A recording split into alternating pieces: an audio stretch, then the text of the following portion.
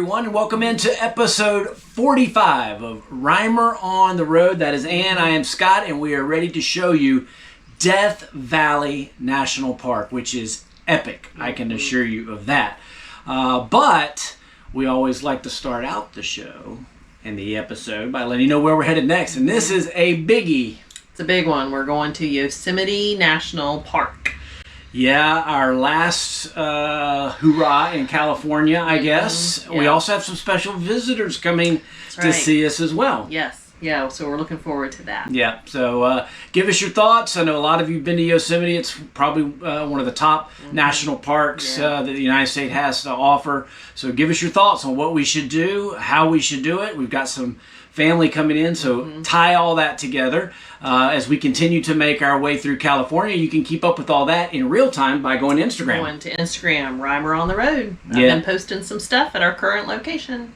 Yep, and you would already know how epic Death Valley is if you were following Ann on Instagram at Rhymer on the Road, because she's put some stuff out there. But if you haven't seen it on Instagram, you can see it right here. It's episode 45, a review of Death Valley National Park.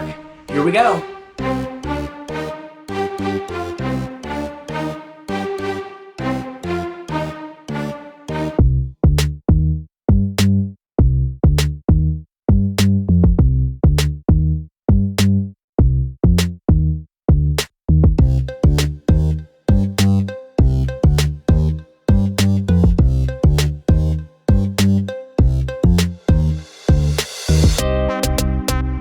Let's start with the thing I was most surprised by, and it would have taken no time on Google to figure this out, but I didn't do it. This park is massively big. It is the largest national park in the lower 48, and boy, did we put on the miles. Yeah, we did. Yeah, and that definitely surprised me too. I hadn't done much research for Death Valley, but I think it could have warranted two different places to stay, like we did in Yellowstone and like we did in Olympic. So just something for anybody who's planning a trip, I think, or trying to get into that central area could have worked. In the national park campground, of course, then you would not have full services. So I don't know. I liked our campground. I thought it was a great location, but maybe we did do a lot of driving. We did do a lot of driving. It took us about an hour to get to the center of the park, the Furnace Creek area, and that's what you're referring to. If you can camp in the Furnace Creek area, even though you don't have full hookups there, it will help you, but I'm still here to tell you it's still going to be a lot of driving. It's a lot of driving. But in saying that, it's a lot of driving, but just like the other parks, it has so much to see and offer, and it was so diverse. I mean, it's definitely one of my favorites. It surprised me. I don't think I realized what we would be experiencing there, but it was beautiful, as you can see from the pictures on the video.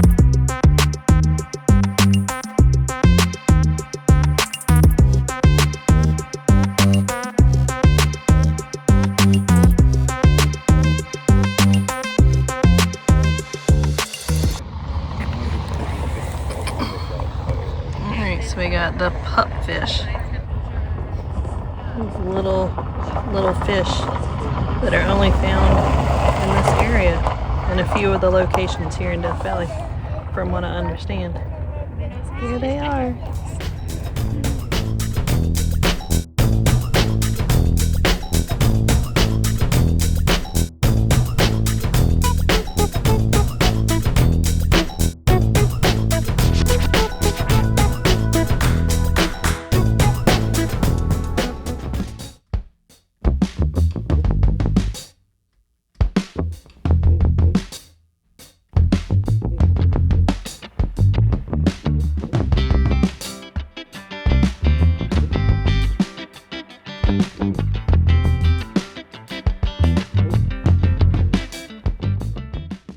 All right, we're in a unique situation here that doesn't happen every day, right? No, it does not happen. I think they said it happens like every 10 years. What they call a super bloom in Death Valley. In other areas, I think Joshua Tree has a similar thing going on. And we're in the Ashford Ridge area. Mills, right? Ashford Mills area. And you can just see, this was one of the areas the visitor centers had definitely come to for seeing the flowers. And gosh, as soon as we came down the elevation, we were seeing them, and then all of a sudden you could see the fields of beautiful yellow flowers, purple flowers, a few white ones out here. But there's something on them. It's about the amount of rain they've gotten. I think they had to get some rain in the fall, but then you had to continue getting rain to get the seed casings off for them to take root and all that stuff. So I guess they've had enough rain here recently, so we lucked out. Yeah, timed it perfectly almost. And when we say rain, it's not like a lot of rain, like maybe an inch. No. It's all they need. I think they needed at least an inch or two to in the maybe late winter or something to kind of help with the seed. It's just beautiful out here in the desert with all the flowers. Yeah, maybe one of the most inhospitable places in the United States of America, and one of the most inhospitable in the world. I mean, it's one of the it is one of the driest areas, and so you figure the driest, the least amount of rain typically, hottest, and lowest, and yet you can get a bloom of flowers. It's just that's nuts. It's crazy, and it's beautiful. Yeah, beautiful.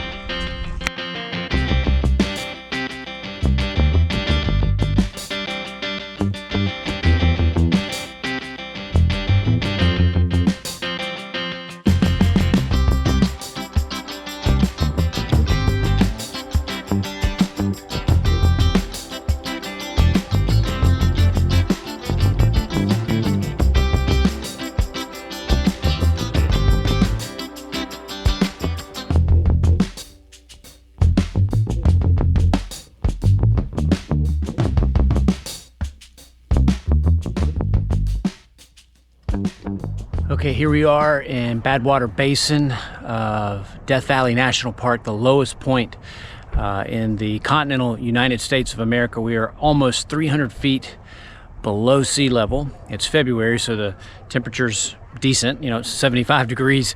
If I were standing here in July, it would be about 130 degrees, more than likely. But beautiful here. But I want to show you something that shows you how far down below sea level we are. Okay, here we are at the bottom of Badwater Basin, if you will, and the parking lot for Badwater Basin's right here. And if you look up, and it's somewhere up there near where my finger is, and I'll zoom in a little bit, there's a sign that says sea level about halfway up the rocks there, or the mountain, and that's where sea level is. And of course, we're almost 300 feet below it. So that gives you a little bit of perspective of how daunting this is. You will notice there's a little water here. We've had about a week ago some pretty significant rains, at least for this area, and that is, as you've seen, allowed for the flowers to bloom a little bit down here in Death Valley, but also for some standing water in the lowest of areas, because any amount of rainfall here in Death Valley, even just an inch or two, is pretty big deal. Not catastrophic. It can certainly cause floods, but it is certainly significant. When you average only 2 inches of rain a year, which is what Death Valley averages, when you get an inch of rain, that's at one time, that's a pretty significant moment. So I'm going to finish up lunch and continue on through Badwater Basin here in Death Valley National Park.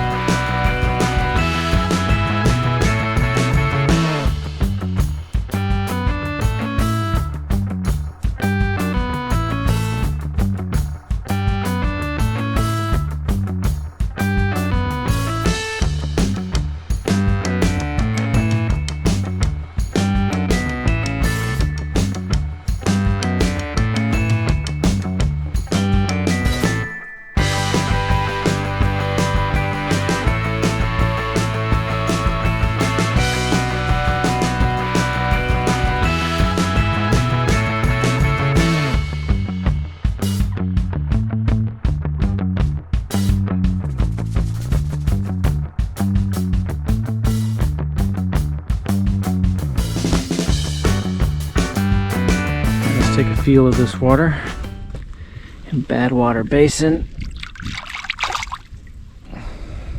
Not too bad. Not cold, but not warm, but very salty. And probably other stuff in it that I do not want to touch. But you can tell this is another world. Badwater Basin, Death Valley National Park, the lowest point in the United States.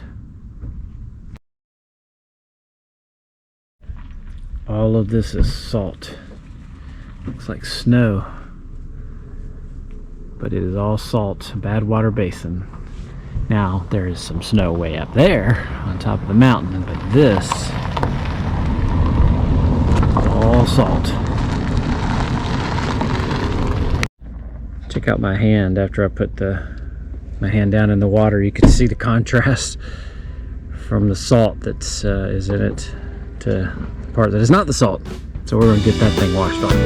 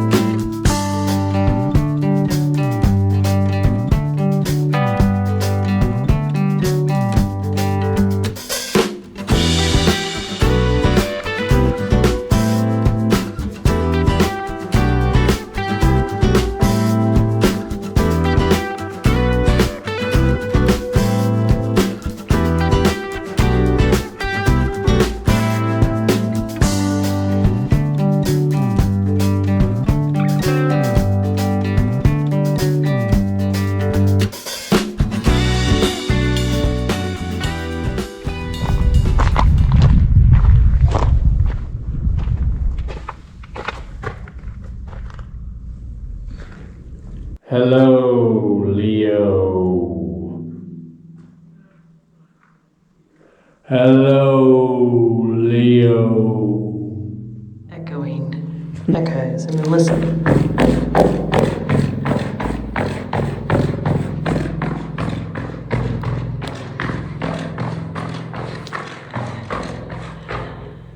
Very cool. This is, they used to make charcoal in here.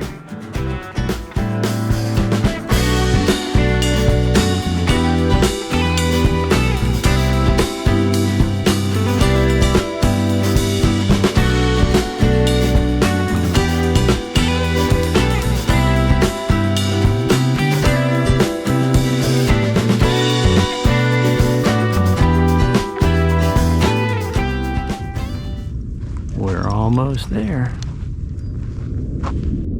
Okay, we're right outside of Death Valley National Park, and this is the location of the iconic Joshua Tree album photo shoot that made the sleeve covers of the album for the Joshua Tree by U2. They actually have a little plaque here, a bronze plaque that has been placed here, and it says, "Have you found what you're looking for?" Of course, a play on I Still Haven't Found What I'm Looking For, one of the songs off of that album. But we are not in Joshua Tree National Park, so if you think you're going to make a pilgrimage here, don't go to Joshua Tree National Park.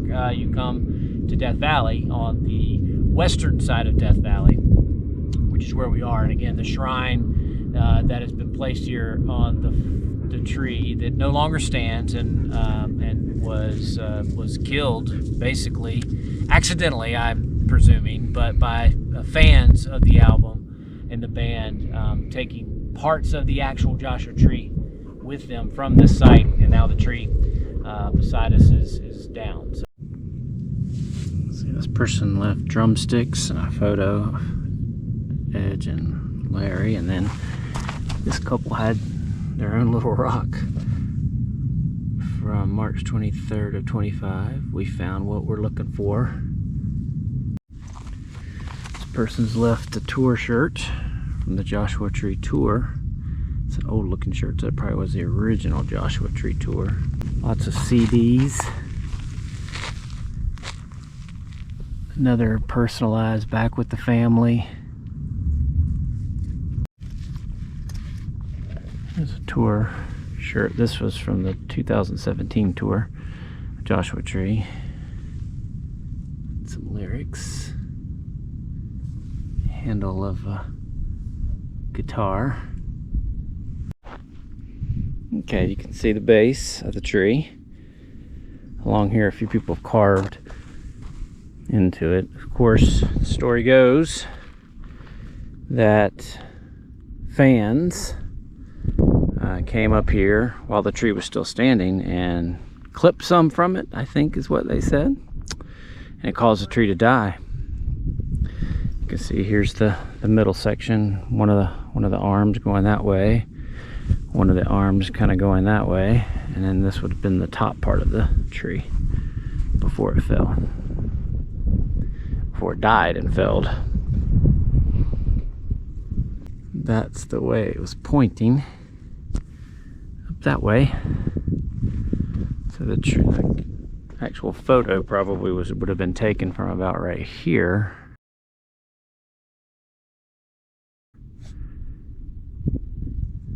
When the tree stood.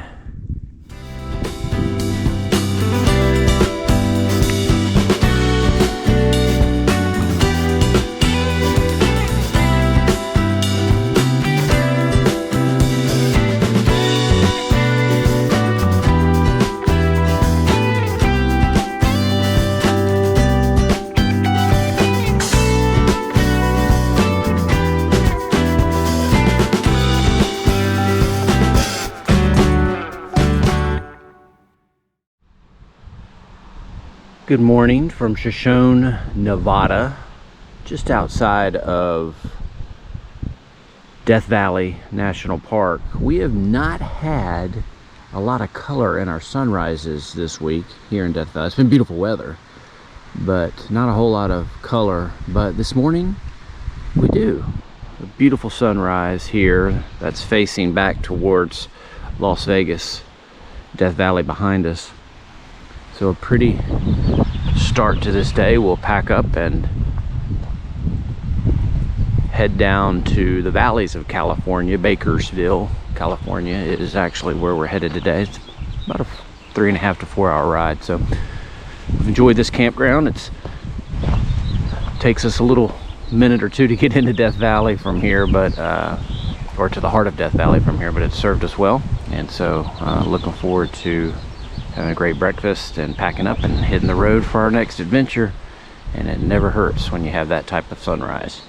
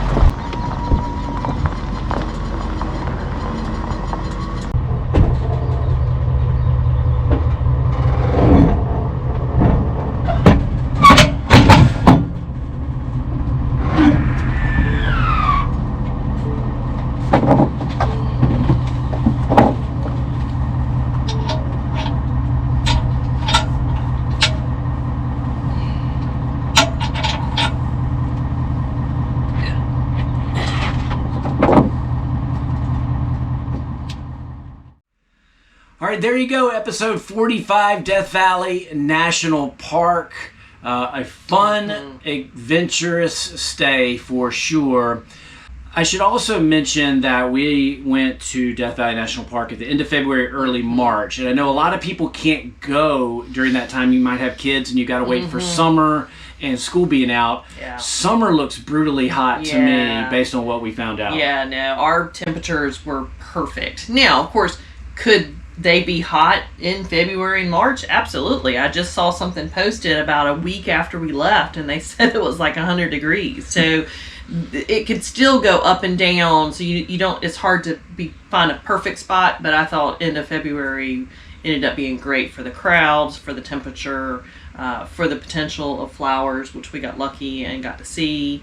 So it was a great time to go. All right, there you go. That's a wrap on episode 45. Like and subscribe us here on YouTube. Go to Reimer on the Road on Instagram so you can follow in real time.